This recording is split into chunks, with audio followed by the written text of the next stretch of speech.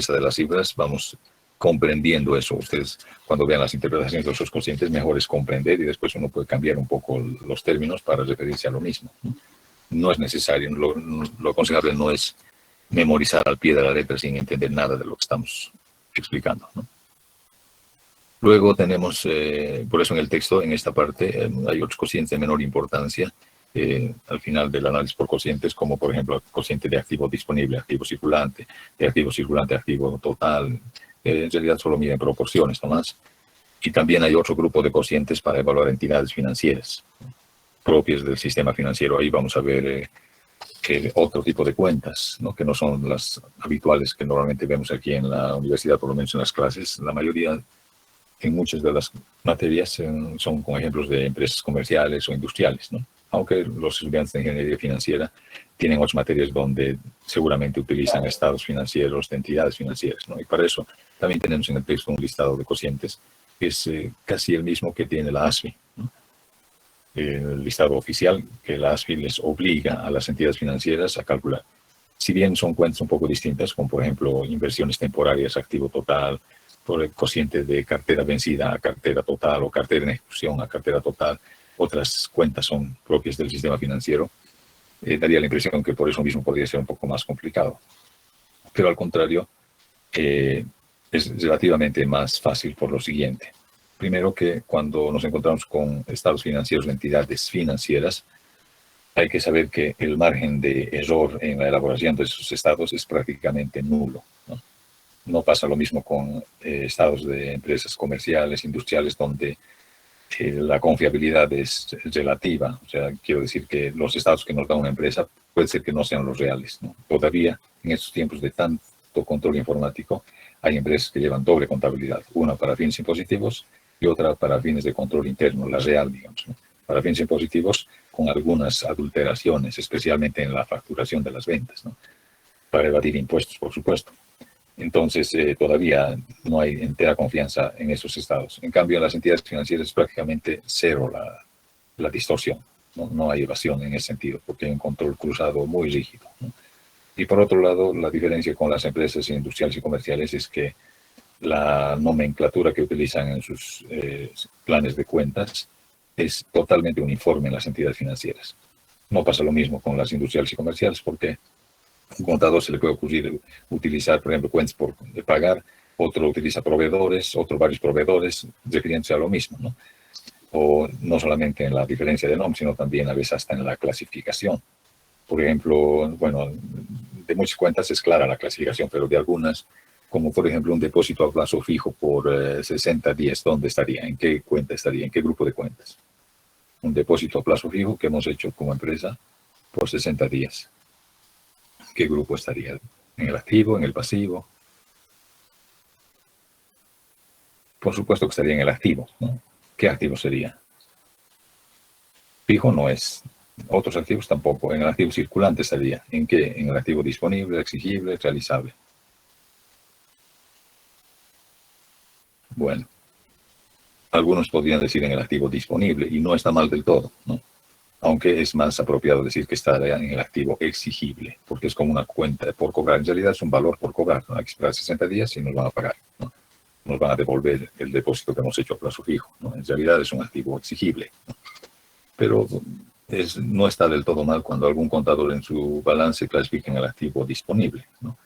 ¿Con qué argumento? En el pasado, hace muchísimos años, cuando una persona dejaba un capital en depósito a plazo fijo por 60 días, digamos, que debía estar en el banco los 60 días sí o sí, ¿no? El banco no le devolvía para nada, porque estaba a plazo fijo. Pero con el tiempo se fueron flexibilizando y para ganar más clientes, las entidades financieras fueron flexibilizando también, unas dando más ventajas que otras. Y dijeron que si bien está a plazo fijo, pero si mañana o pasado usted necesita su capital, se lo devolvemos, no hay problema. Entonces ganaba más clientes, ¿no? Y así, hasta ahora es así, ¿no? Uno puede depositar a 60 días y pasado mañana vamos al banco a devolvernos capital, nos devuelven. Y de alguna manera se dispone de ese capital, ¿no? Podemos disponer. Entonces algunos con ese criterio ponen el disponible, ¿no? Pero es mejor en el exigible porque la naturaleza de la operación misma, la intención de la empresa es no sacar en 2 días. Sería un caso extraordinario que le obligue a una urgencia, tal vez, ¿no? pero normalmente si ha dejado a 60 días, va a dejar ese capital durante 60 días, entonces dentro del exigible tendría que estar. Así como este hay otros ejemplos también. Eso no pasa en las entidades financieras, ¿no? La ASFI les obliga a usar un manual de cuentas rígido, riguroso. Todas tenemos las mismas cuentas y de la misma forma. Por eso mismo son totalmente uniformes los estados financieros de una entidad financiera con las de otra y también comparables. Y la ASFI ya tiene un listado de cocientes, ya está elaborado el cociente. Es cuestión de tomar las cifras y copiarlas, ¿no? O usar un programa informático y ya nos dan los resultados, ¿no? Nada más faltaría hacer la interpretación. Y hacen sus cocientes por grupos, ¿no? De rentabilidad, de inversión, etc. Ahora, por ahí tenemos una práctica, a ver si el tiempo nos da para resolver un ejercicio en relación a datos de entidades financieras.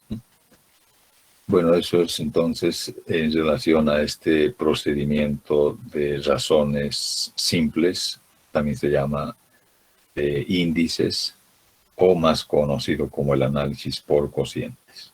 Ciertamente es el más utilizado de los procedimientos, quizás porque también es el más útil, ¿no?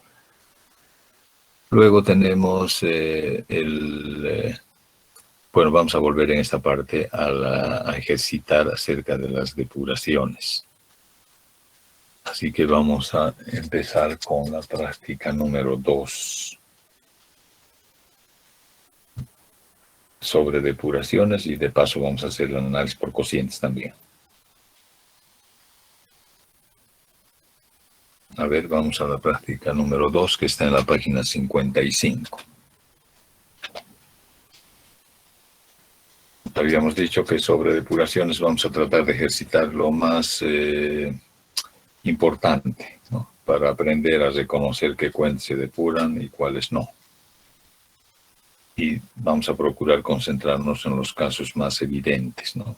Porque hay algunas cuentas que son de dudosa decisión, si se depuran o no. Aunque los vamos a ir estudiando, pero por lo menos en las prácticas, en los exámenes, nos vamos a concentrar en los casos más evidentes. Así que vean en este primer ejemplo, para ir de lo simple a lo más complicado, tenemos de una empresa comercial simplemente y además solamente por el momento el balance general. Al 31 de diciembre del 18 está este balance. Ahí tenemos el activo, el pasivo. Antes de revisar las cuentas que se podrían depurar, vamos a leer los datos. Siempre es bueno echar un vistazo a los datos complementarios. En el inciso A dice, bueno, en general primero, en la mayoría de estos incisos hay datos que nos inducen a hacer algunas depuraciones y otros más adelante que son para el cálculo de los cocientes. Y con todo eso nos piden ahí a la vuelta de página obtener el balance depurado para fines del análisis, es decir, realizando los asientos de depuraciones, se supone.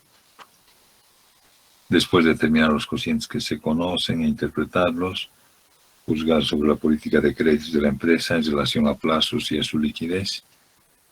Y por último, con los elementos de juicio que se dispongan, ver si se le puede conceder un préstamo o no y hasta cuánto. Así que lo primero que vamos a hacer es la depuración. Primero que se supone que este balance que tenemos está auditado. Y por eso mismo nos vamos a concentrar en temas del análisis propiamente y en todos los casos vamos a asumir que no hay errores contables en la información contable que presentamos, como en este balance no hay errores de actualización o de alguna apropiación de cuentas o cualquier otro tema de contabilidad, se supone que está todo bien hecho, ¿no? Pero ya hemos dicho que para fines del análisis todavía es posible que sean necesarias hacer algunas depuraciones. ¿Como cuáles? Vamos a ir viendo. Entonces leemos el inciso A. Dice, por falta de información oportuna, las acciones de Cobose fueron actualizadas en función a las variaciones de las UFBs. Posteriormente, Cobose dio a conocer a sus accionistas que su patrimonio al 31 de diciembre del 18 asciende a 29.500.000 bolivianos. Y entre paréntesis nos aclaran que la empresa posee el 0,34% de las acciones emitidas por Cobose. A ver, por este dato vamos a hacer el siguiente cálculo primero. Vamos a multiplicar cuánto es 0,34% de 29.500.000. Y eso, si revisan, a ver, revisen, es 100, tendría que ser 100.300. Sí. Ya. 100.300. ¿Con qué valor está en el balance? 81.500. Sí, ¿no? Ahí al final está acciones Cobose en el activo. Hay una diferencia de 18.800. Entonces vamos a aumentar por esa diferencia y enseguida vamos a explicar por qué el valor de las acciones que debieran haber en nuestro balance, ¿no? Acciones Cobose, 18.800, y se utiliza como contracuenta esta ajustes por depuración. 18.800 también. Esta cuenta ajustes por depuración puede variar un poquito en el nombre, pero ese es el sentido. Una cuenta de patrimonio que va a afectar allá y que en algunos casos va al haber o en otros al debe según sea necesario, ¿no? Lo que define si va a haber al debe o al haber es primero esto. Si acción de Cobose vamos a aumentar, tenemos que llevar al debe. 18.800. Queremos aumentar su valor. Entonces, por lógica, al otro lado va el ajuste por depuración. Ahora, ¿por qué hacemos este asiento? A ver, para explicar un poquito. Aquí en este pequeño gráfico vamos a explicar. En el tiempo estamos acá. Entonces, esta flechita, ¿no? En diciembre del 18, aquí estamos donde las acciones de Cobose en nuestro balance están por 81.500. El año anterior, al final del 17, acciones Cobose pudo haber sido, esto es una especulación, 81.410, ¿no? Una cifra algo así ha debido ser. Y cuando ha transcurrido esta gestión hay que actualizar estas acciones, así como se actualizan los vehículos, herramientas, etcétera, por la inflación, igual debe actualizarse esta cuenta. Y cuando actualizamos acciones de otras empresas, hay dos formas o alternativas de cálculo, ambas válidas. La primera es la primera, dice, que es la mejor, es manteniendo la proporción del patrimonio actualizado de la empresa titular. Así dice la norma, ¿no? Manteniendo la proporción de nuestras acciones respecto del patrimonio actualizado de aquella empresa titular. Es decir, Cobose, que bien sabemos, su capital, su patrimonio está distribuido en acciones. Hay muchas personas y empresas que tienen acciones de Cobose y por lo tanto son socios participativos de su capital accionario, digamos, y de sus ganancias. Nuestra empresa que estamos analizando ha comprado algún momento cierta cantidad de acciones, que poca cantidad por lo visto, porque es ni siquiera el 1%, ¿no? El 0,34% de las acciones del patrimonio de Cobose. Seguramente en ese momento lo ideal es que ese porcentaje sea en el 81.410, ¿no? En su momento fue seguramente el 0,34. Ahora, cuando vamos a actualizar, la mejor forma de actualizar, dice, es manteniendo este mismo porcentaje del patrimonio que se ha tenido que actualizar en esta otra fecha. Vamos a suponer que Cobose de esta fecha a esta otra ha crecido, digamos, por eso nos hemos hecho un cuadrito más grande, ha crecido la empresa porque ha tenido altísimas ganancias, ¿no? Muchas ganancias, y por lo tanto su patrimonio también ha crecido. Bastará tomar el mismo 0,34% de ese patrimonio actualizado de Cobose y ese tendría que ser el valor de nuestras acciones, ¿no? Así debía hacerse. Esa es la mejor alternativa. Pero según la nota que acabamos de leer en el ejercicio, en el inciso A, Dice, en otras palabras, dice a esta fecha en que nuestra empresa estaba cerrando balances, diciembre, porque es empresa comercial, no se sabía el valor actualizado del patrimonio de Cobose. Probablemente como Cobose es una empresa industrial y recién cierra en marzo del próximo año, en este momento no sabíamos cuál era el valor de su patrimonio actualizado, ¿no? Entonces, a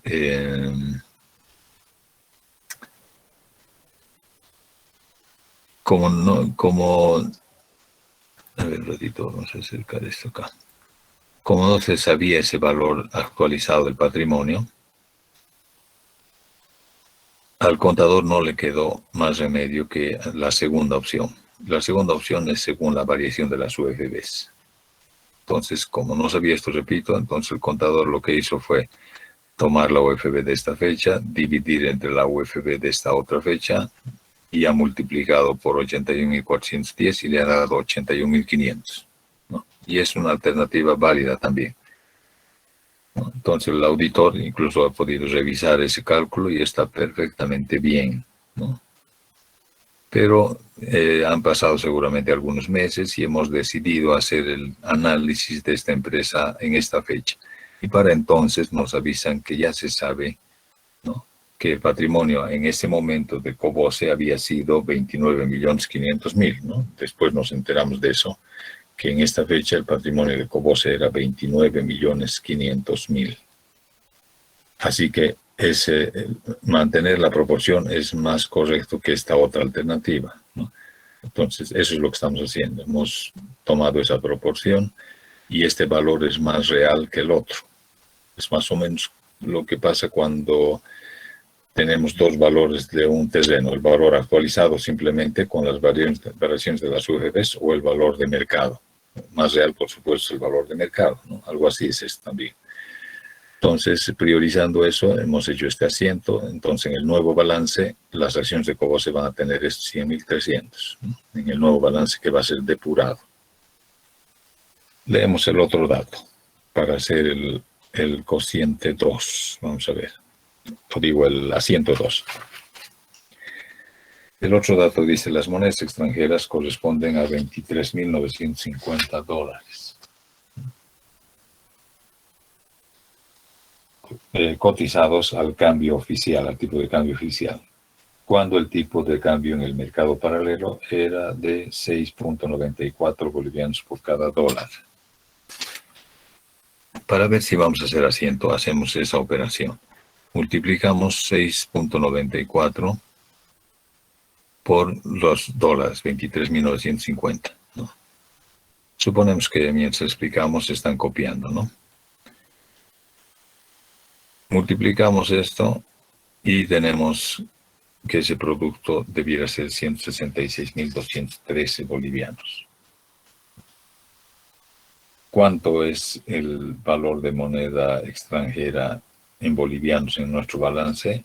Fíjense, en el activo disponible está, moneda extranjera, dice. Son estos 166.692, ¿no?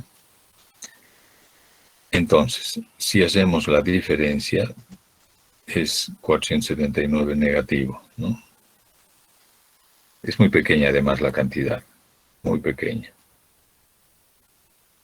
Y por eso, por dos motivos, pequeña y además negativa. Entonces, con una flechita por ahí anotamos que no es necesario depurar esta cuenta. Moneda extranjera. No es necesario depurar.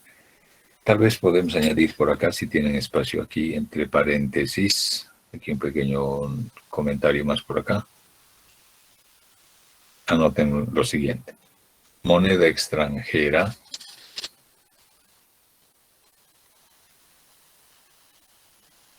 se depura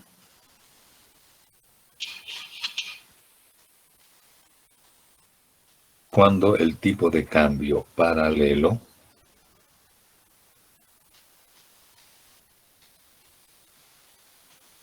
es significativamente mayor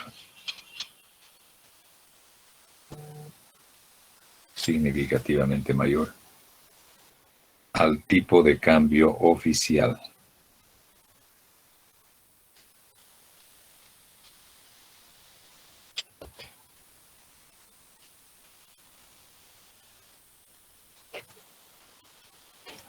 mayor significativamente mayor al tipo de cambio oficial.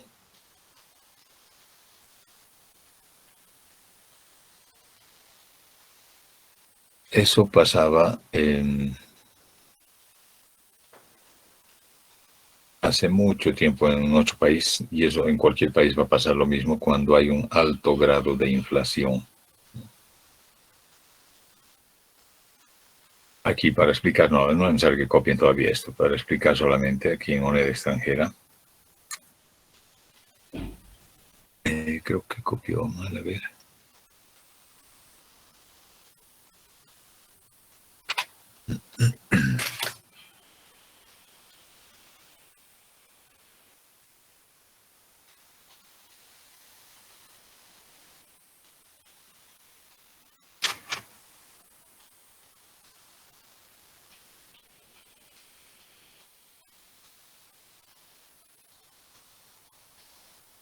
Bueno, a ver, aquí encajamos, para no confundir con las cifras, en moneda extranjera, vamos a ver acá. Cuando ya en la década del 80, por ejemplo, en nuestro país, hubo la peor época inflacionaria por la que pasó en la historia de nuestro país fue en la década del 80. Que, bueno, fue alta la inflación, pero no fue tanta como la que ha habido y sigue habiendo en Venezuela, ¿no? Ahí sí que es realmente impresionante, ¿no? Pero en ese tiempo en nuestro país el tipo de cambio variaba de un día para otro de manera considerable, ¿no? Y entonces el dinero eran fajos de billetes enormes. Hace un tiempito pasaban por internet varios videos cuando allá en Venezuela, por ejemplo, una persona iba a comprar un paquete de cigarrillos con un paquete de dinero enorme, de dinero, ¿no? Para comprar solo una cajetilla de cigarrillos o de fósforos o algo así, ¿no? El dinero era cualquier cantidad de billetes y valían poquísimos, ¿no? Entonces, en ese tiempo, por ejemplo, y también varía entre la cotización oficial y la paralela. Por ejemplo, si una empresa tenía $10,000, digamos aquí en moneda extranjera, si la empresa tenía $10,000, aquellas veces el tipo de cambio oficial, digamos, por decir, no recuerdo, pero digamos que era 4 por cada dólar, 4.1, digamos. En el mercado paralelo, primero que cuando hay alta inflación, las empresas, por ejemplo, solicitaban, se escuchaba o se leía en la prensa, las empresas primero, el país ha ofertado, ha vendido, ha puesto a la venta para las empresas, para sus políticas de importación, de exportación, digamos, $5 millones, ¿no? Y al mismo tiempo se sabía que las empresas habían demandado 9 millones, ¿no? La demanda era mucho mayor que la oferta, ¿no? Escasean además los dólares en época de inflación. Y cuando la demanda es mayor que la oferta de un producto, el precio de ese producto sube o baja. Cuando la demanda es mayor que la oferta, el precio sube, ¿no? Sube. Así que, sin embargo, por política o normas contables, ustedes saben que si una empresa tiene moneda extranjera, dólares acá, tiene que cotizar al tipo de cambio oficial. Esa es norma contable, al tipo de cambio oficial. Así que si tenía $10,000 y tenía que cotizarlos al tipo de cambio oficial, y el cambio oficial era 4, entonces tenía que ser 40,000 bolivianos ahí en el balance. Y el tipo de cambio no era, como ahora es poquísima la diferencia. Si el tipo de cambio oficial era 4, el tipo de cambio paralelo era, por decir, 6.5, ¿no? Así era la diferencia.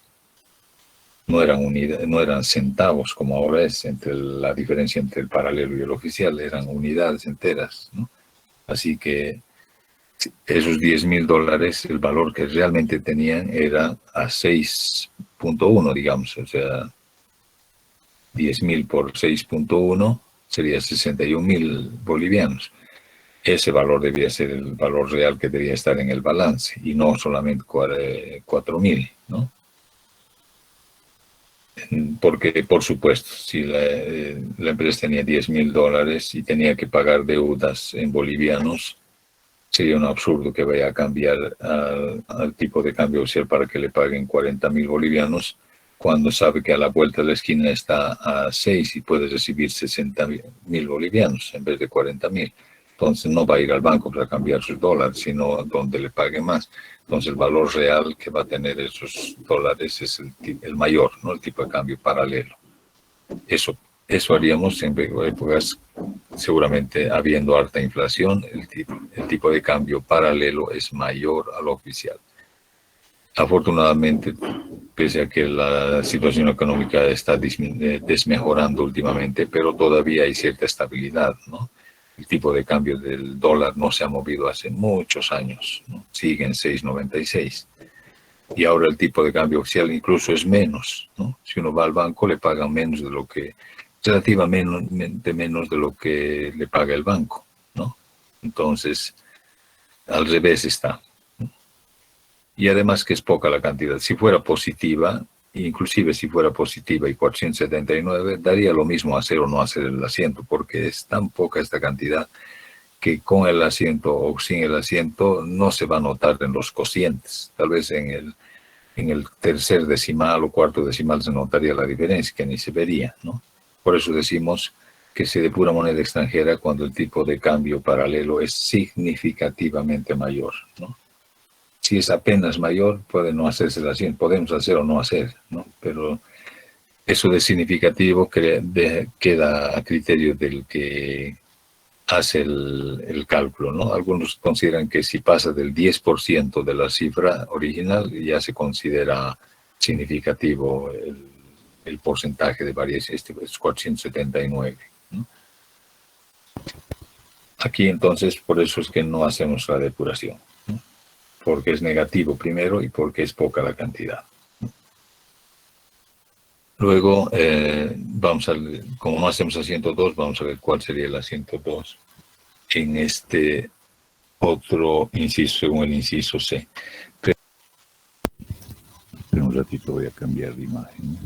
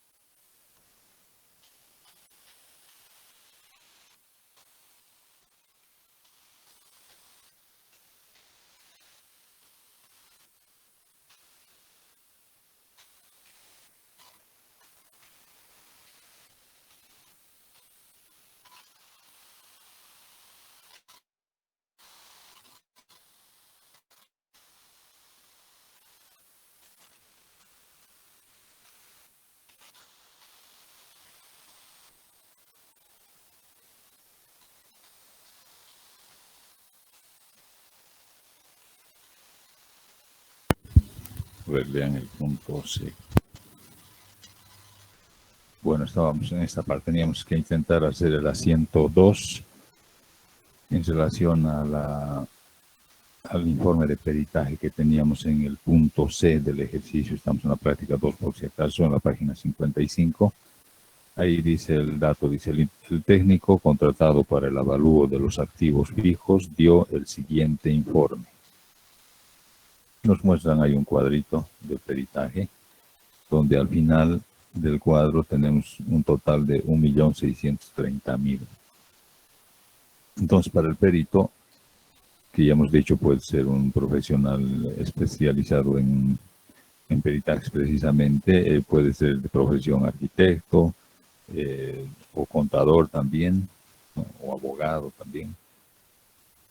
Su función es darle el valor más real posible, valor de mercado a cada uno de los activos. Y según el edificio, en el lugar que está, en el estado en que está, etcétera, vale 1.040.000 ahora, ¿no? Y, por ejemplo, en el balance, ¿cuánto está edificios? El valor de edificios, fíjense ahí en el activo fijo, tenemos 2.400.000, ¿no? pero eso fue cuando se construyó seguramente el edificio. Hasta la fecha ya se ha agotado lo que dice la depreciación acumulada, que es 1.620.000.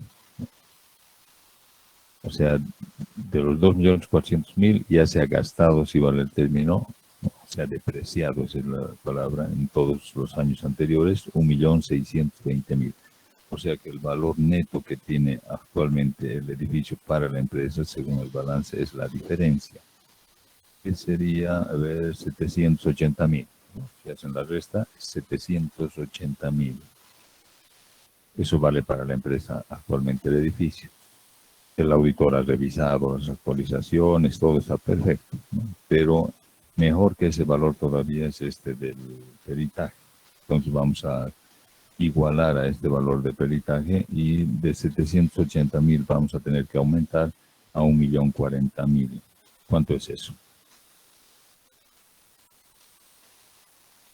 780 a 1.040.000. 260.000, si no me equivoco, ¿no? 200, aquí está 260.000. Ya hemos anotado, ¿no? Activo fijo, 260.000. Y como tenemos que aumentar, por supuesto, al debe, ¿no? Si vamos a aumentar, tenemos que poner al debe. Luego, ¿qué pasa con muebles y enseres? Muebles y enseres, según el perito, vale 255.000. Y según la empresa, cuando compramos seguramente era 341.000. Ahora ya se han gastado, se han agotado 98.000. O sea que la diferencia es, a ver, 243.000, ¿verdad? 243.000 vale para la empresa. 243.000. Y según el perito vale 255.000. De 243 a 255, ¿cuánto es? 12.000, ¿no? Ahí está. Y tenemos que aumentar los muebles y enseres a 12.000. Hay que aumentar también, ¿no? Ahora pasamos a vehículos. Según el perito, vehículos vale 335.000. Y según la empresa, cuando se compraron fue 710.000. Ahora ya se han gastado, si vale el término, 312.000. Se han depreciado, ¿no? Por los años de antigüedad que tiene. La diferencia, 398.000. Esa es la diferencia. Eso vale para la empresa, 398.000. Y para el perito vale menos, como suele pasar con los vehículos, ¿no? Vale menos, 335.000 solamente. De 398 a 335 son 63.000, que como hay que disminuir porque para el perito vale menos, vehículos tienen que ir a la ver, ¿no? A la ver, por 63.000. Y de ese modo, bueno, en este caso hemos puesto solamente 3 activos fijos, ¿no? Podríamos haber, de hecho podrían haber más, ¿no? Si es una empresa industrial especialmente, habrían maquinarias, otro tipo de edificaciones, herramientas. Bueno, aquí basta 3 ejemplos donde algunos aumentan y otros disminuyen, así que iríamos comparando en todo caso y hacemos el asiento como en estos 3 ejemplos, ¿no? Y sería muchísima casualidad que igualen pues el debe con el haber. Puede ocurrir, pero es muy, muy poco probable. Seguramente o va a faltar una cantidad al debe o al haber para completar, y en este caso falta al haber, y la cuenta que se utiliza, ya hemos dicho, es ajustes por depuración, por la diferencia, que es 209.000.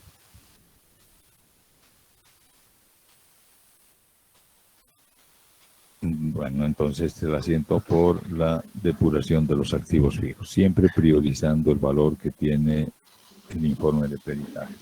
Licenciado, disculpe que le moleste, pero tengo una duda. No me ha quedado claro de dónde ha salido los 63.000 en vehículos. Ya. Siempre comparando con el cuadrito que tienen ahí en el inciso C.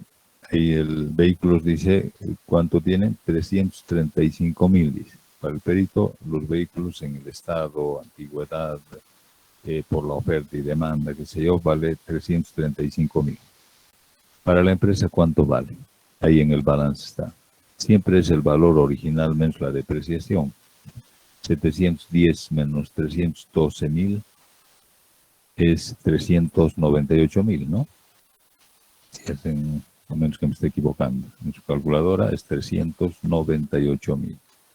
Para la empresa vale 398.000 y sin embargo el perito dice que valen menos, solo 335.000. Entonces hay que disminuir.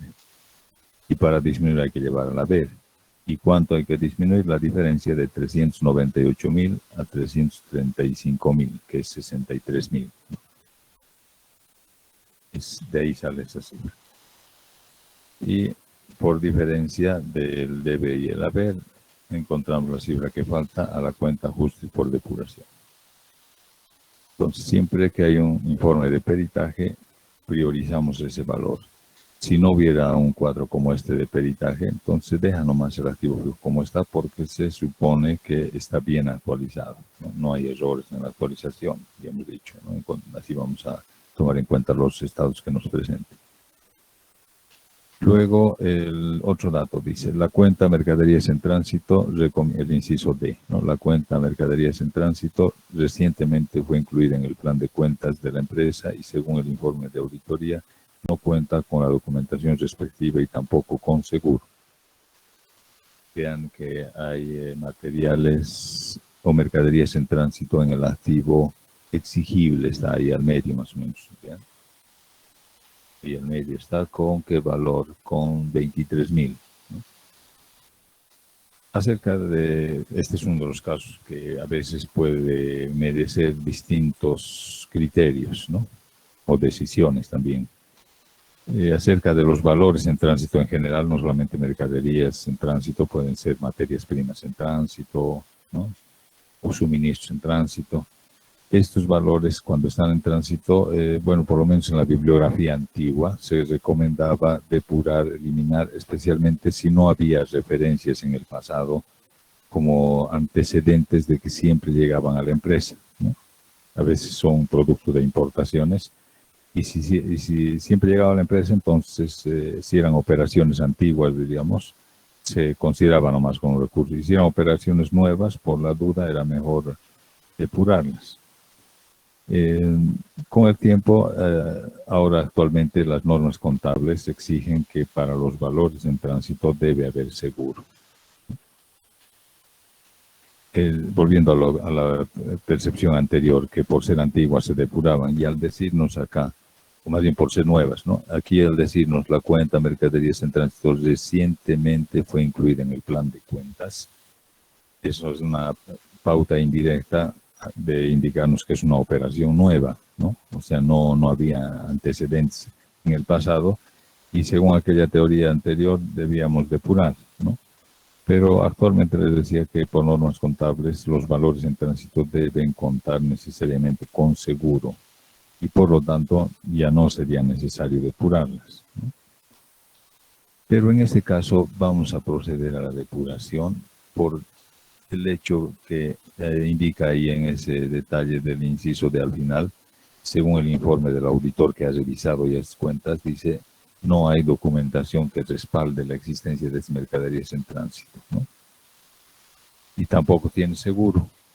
Así que lo que incorpora un alto componente de duda de que realmente existan esas operaciones, ¿no? Entonces, por ese motivo vamos a eliminar, y como es activo para eliminar al haber, ¿no? Mercaderías en tránsito, al haber, al debe, ajuste, como contracuenta siempre el ajuste por depuración puede ir al debe o al haber según sea necesario. Como es primero indispensable eliminar esta cuenta, entonces por lógica va al debe el ajuste por depuración. Entonces, en otro caso de no haber ese dato complementario de que no tiene seguro y que no hay documentación sustentatoria de la transacción, entonces se mantiene nomás, ¿no? Pues se supondría que como es rutinario últimamente, tendrían que tener seguro estos valores en tránsito y no haríamos ningún haciendo de depuración, se mantiene, ¿no? Aquí estamos depurando porque precisamente nos indican que no hay esta documentación y seguro. Pasamos al inciso E. Aproximadamente el 5% de las mercaderías generales son obsoletas. Ahí, sin lugar a dudas, ahí no depende de ningún criterio. De hecho, debemos depurar, ¿no? El 5%. Si calculan el 5% de 477.800, a ver si es en la prueba, de 477.800, que es el valor de mercaderías generales ahí en el activo realizable. Calculan el 5% y les va a dar estos 23.890. Tal vez aquí abajo, eso me faltó anotar acá, podrían poner eso, ¿no? 5% de 477.800. Eso es 23.890. Dice el 5% aproximadamente de las mercaderías generales son obsoletas.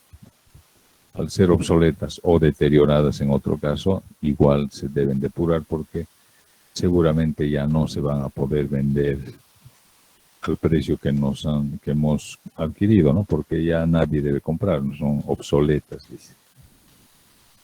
Y en estos tiempos de tecnología tan avanzada, cada vez que sale un artículo se van descartando otros, ¿no? Ya vienen a ser, poco a poco van siendo obsoletos, ¿no? Determinados artículos. Les comentaba algún rato del cambio de tecnología en los celulares, igual los dispositivos de almacenamiento también se van mejorando, digamos, ¿no? Antes uno podía grabar en CDs o en DVDs, pero ahora ya casi nadie hace esa operación, todos en radio suben a la nube, etcétera, ¿no? Entonces, ahí, como también en las empresas hay cierto tipo de maquinarias para producir ciertos productos y que van siendo renovadas constantemente. Algunas pasan de ser mecánicas a electrónicas y pasan a ser obsoletas. Entonces, hay que depurar esos activos. El otro dato, el inciso F. El importe de letras por cobrar es por venta de mercaderías. En el activo exigible, voy a ir por un momento aquí a este balance, letras por cobrar, dice en el activo exigible, es 45.000, dice, es por venta de mercaderías.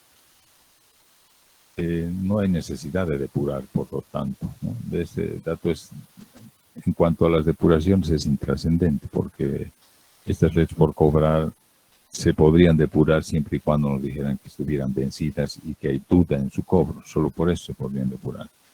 Ahora, si es por el concepto de haber vendido mercaderías o por haber vendido una maquinaria o un vehículo, igual es un recurso. No hace diferencia a esos detalles. De todas maneras, es un recurso. Para lo único que podría servir este dato es para saber que al ser por mercaderías, cuando hagamos el cociente de giro de créditos, vamos a juntar con estas cuentas por cobrar, las vamos a sumar. Porque en el giro de créditos considera todos los efectos a cobrar a clientes, ¿no? Cuentas por cobrar, letras por cobrar, documentos por cobrar o pagarés por cobrar, todo lo que sea por cobrar, pero a clientes de venta de productos o mercaderías, eso se toma en cuenta, ¿no? Y seguramente ese dato de que es por venta de mercaderías nos va a dar la certeza de que hay que sumarlas, estas dos, ¿no? Para eso puede servir. Y los otros incisos también son para el cálculo de cocientes. Por ejemplo, el otro dato dice el importe de letras por pagar es por compra de un vehículo. En el balance ustedes ven letras por pagar en el pasivo a corto plazo, es 281.000, que es por compra de un vehículo, ¿no? Por compra de mercaderías o de materias primas o de vehículos o de lo que fuera, de todas maneras es una obligación y no hay que depurar, ¿no? Eso se mantiene nomás como obligación, ¿no? Igual que en el anterior caso, para lo que puede servir el hecho de que es por compra de un vehículo, será para saber que, a diferencia del anterior caso, no tenemos que sumar con las cuentas por pagar cuando hagamos el cociente de giro de deudas, ¿no? Que es frecuencia de pago a los proveedores de mercaderías o de materias primas, ¿no? Solo por materias primas si fuera empresa industrial o por mercaderías si es comercial se anotan los efectos a pagar, que sería en este caso únicamente en cuentas por pagar. No vamos a sumarles por pagar porque no es por compra de mercaderías por compra de un vehículo, ¿no? Y la empresa no se dedica a comprar y vender vehículos, así que esto no vamos a sumar a las cuentas por pagar. Para eso seguramente este dato. Los otros, ¿cuánto había por cobrar a clientes? Dice, efectos a cobrar a clientes, el inciso H, por ventas al 31 de diciembre del año pasado. ¿Cuánto había por cobrar, digamos, en esta cuenta y en Let's por cobrar el año pasado o el anteaño pasado? Eso será para el cálculo de cocientes, no para las depuraciones, ¿no? Y asimismo los otros, ¿no? Eso vamos a ir leyendo después cuando hagamos los cocientes.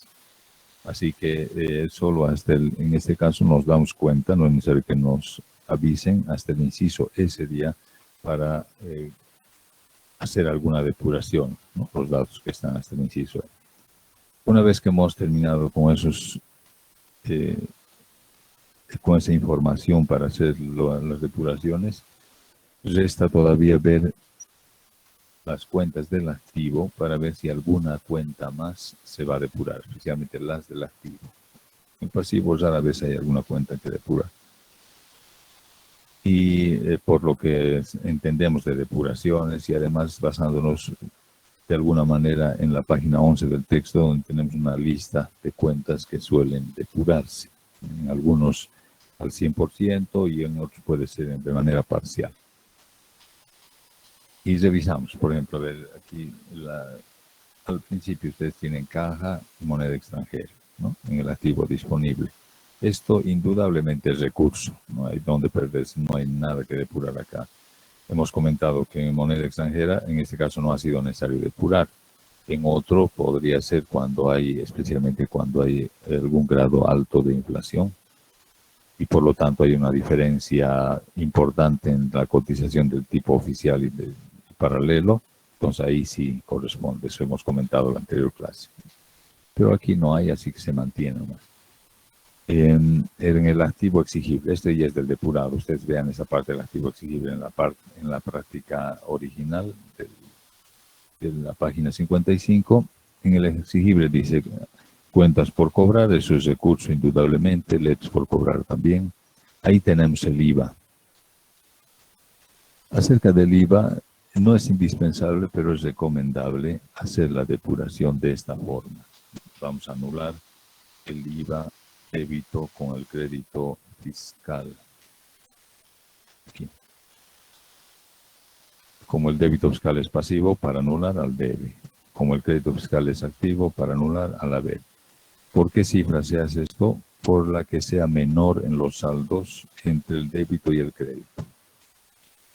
En la mayor parte de los casos, el crédito fiscal es el menor, como en este caso también. Alguna rara vez puede ser al revés, es decir, el débito fiscal menor que el crédito. Muy poco probable, pero puede ocurrir. En este caso sería por la cifra menor de todas maneras. Al hacer este asiento, ¿qué es lo que buscamos? Lo que tratamos es de evitar la distorsión que de alguna manera provoca el IVA crédito fiscal, porque en lo posible, en este grupo, en el activo exigible, deben estar cuentas que tengan la característica que pasado un plazo se conviertan en dinero, ¿no? En lo posible. Por ejemplo, cuentas por cobrar, va a pasar un tiempo y se va a convertir en dinero. LETS por cobrar, pasa un tiempo, se convierte en dinero. Intereses por cobrar, pasa un tiempo, cobramos y es dinero. Comisiones por cobrar, lo mismo, ¿no? Entonces, eso es lo que se busca que como propiedad tengan las cuentas del activo exigible.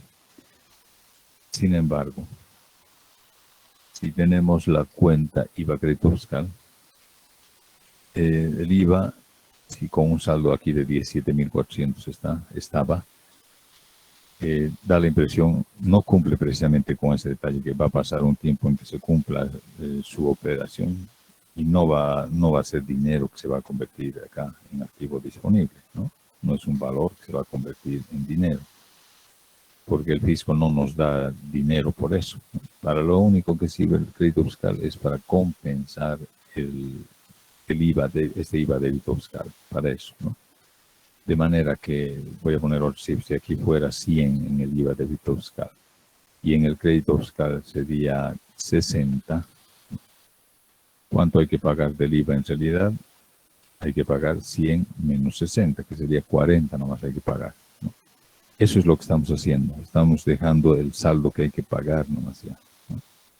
El saldo que hay que pagar. Así que ya no va a estar el IVA acá. Vamos a eliminar el saldo de esta forma, con este asiento. IVA débito fiscal, IVA crédito, ya no va a estar el IVA crédito fiscal y el débito va a disminuir en esa misma cantidad y va a quedar solamente el saldo, ¿no? Entonces eso es mejor así para evitar la distorsión que provoca el IVA crédito figurando en el activo exigible como si fuera una cantidad que vamos a cobrar y que se va a convertir en dinero. Porque si dejamos, que no es tan grave tampoco dejar, pero la distorsión que se nota es en el segundo cociente. En el segundo cociente vamos a comentar eso al respecto, ¿no? Porque si dejamos esta cantidad, el segundo cociente se distorsiona. Luego seguimos revisando las cuentas. Tenemos después mercaderías en tránsito, ahí en la práctica original, que ya hemos depurado, ¿no? Si no hubiéramos depurado, no se mantendría nomás. Ya hemos explicado las razones, ¿no? Después está anticipos al personal. Los anticipos al personal se mantienen nomás como recurso. Por ahí veíamos en algún libro un poco pasado ya que decía los gastos anticipados debían depurarse porque de alguna manera ya no los vamos a poder disponer. Pero eso es, solamente haríamos eso en caso que estuviéramos en una empresa en liquidación, ¿no? Ponemos un seguro pagado por anticipado o un alquiler, digamos, por 8 meses o un año pagado por anticipado. Si la empresa está entrando, se va a liquidar en un mes más, es probable que ya no recuperemos ese alquiler, ¿no? Es muy probable que, o el seguro que hemos pagado, ¿no? Ya no vamos a recuperar y por eso habría que depurar. Pero la mayor parte de los del análisis financiero, digamos, hacemos en empresas que están en marcha, ¿no? Se supone que va a seguir la empresa en marcha. Así que si hemos pagado un alquiler, digamos, por 8 meses, se considera de todas maneras un recurso, aunque no vamos a disponer directamente, pero implícitamente es un gasto que teniendo que hacerlo, ya no lo vamos a hacer. Entonces, desde ese punto de vista es un recurso, ¿no? Y se mantienen nomás los gastos anticipados como anticipos al personal que estamos viendo acá, y con más razón todavía si está en marcha la empresa, aun cuando el trabajador al que le hemos hecho un anticipo no quiera pagarnos, por descuento en planillas recuperamos nomás ese anticipo, ¿no? Seguros anticipados, ya hemos comentado, igual se mantiene nomás, ¿no?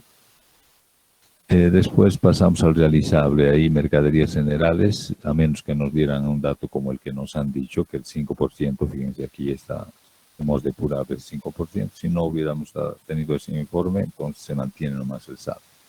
Lo mismo, pasando al activo fijo, si no nos hubieran dado el cuadro del peritaje, se supondría que el activo fijo está bien actualizado, ¿no? No hay errores en contabilidad, hemos dicho en nuestros ejercicios, y se mantendría nomás ese. Pero habiendo un cuadro de peritaje, mejor es ese valor, así que hemos hecho el asiento ya para que luego en el balance depurado figuren ese total del peritaje, los 1.630.000. Cuando tenemos un cuadro de peritaje como este, hay que saber de antemano que cuando hagamos el balance depurado, aquí está a la derecha el balance depurado, en el activo fijo tiene que estar es 1.630.000, lo que dice el perito, ¿no? Y para eso hemos hecho ciertos asientos, ¿no? Enseguida vamos a ir a ese balance.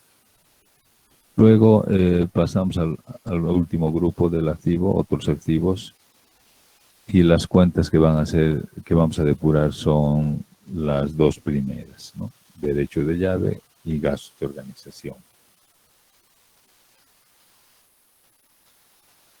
Como son activos, para eliminar vamos a llevar al haber, por supuesto, ¿no? Así.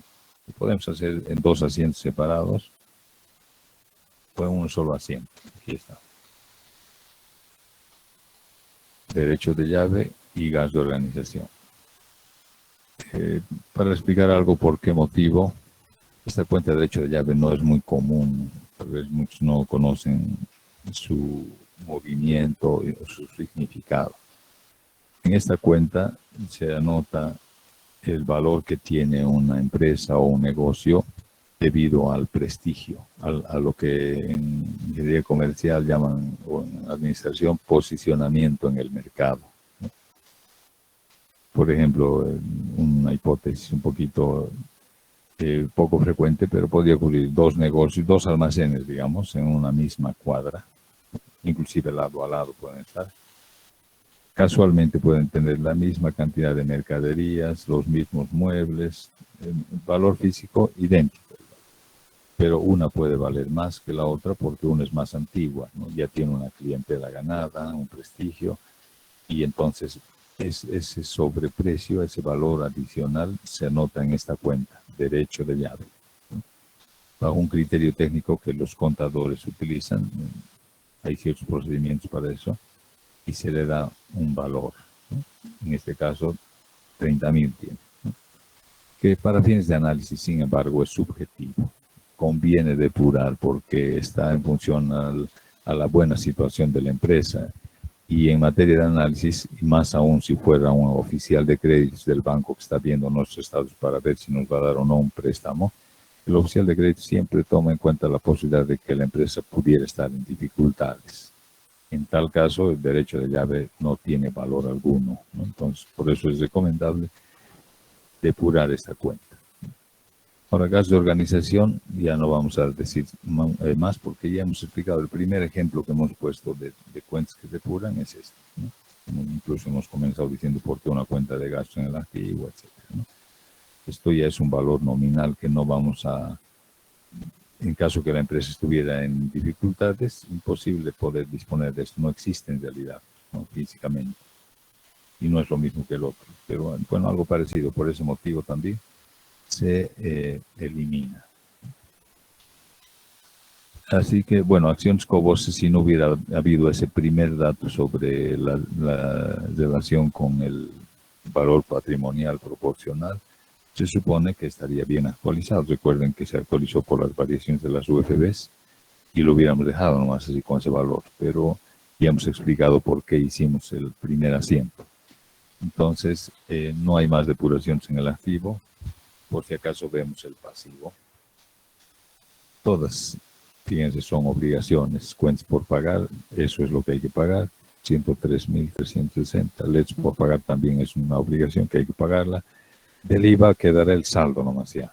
Ya ahí va a figurar no los 28.000, sino la diferencia con los 17.400 que hemos depurado del crédito fiscal, ¿no? Más o menos 11.233 va a quedar, ¿no? La diferencia.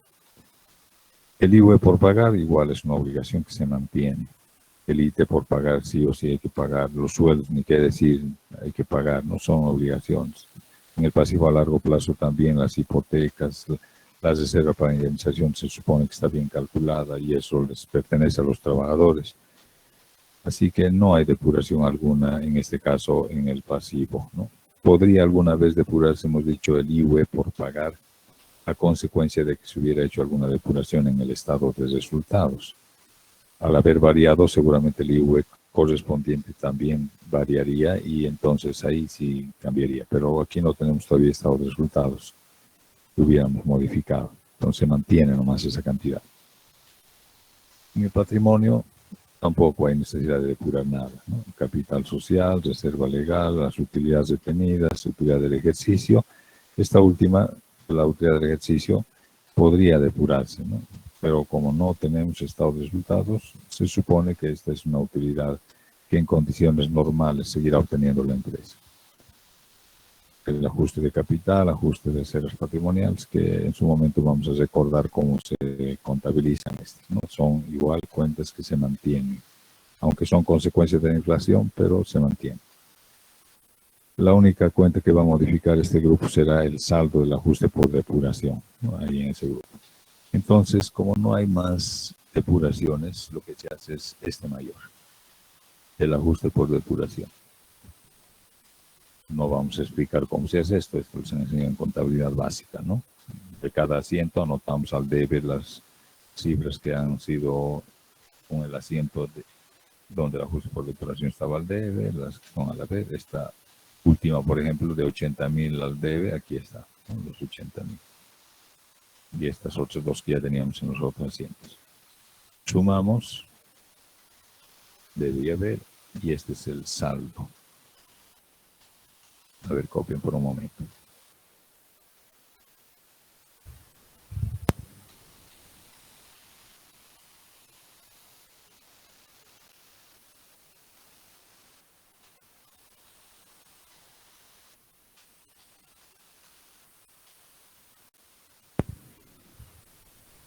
Mientras copian, una petición, ¿no? Si es que alguna vez hubiera algún problema con el audio o algo, nos dicen, mejor tal vez habilitando su micrófono, porque a veces no estamos viendo el chat, y para evitar que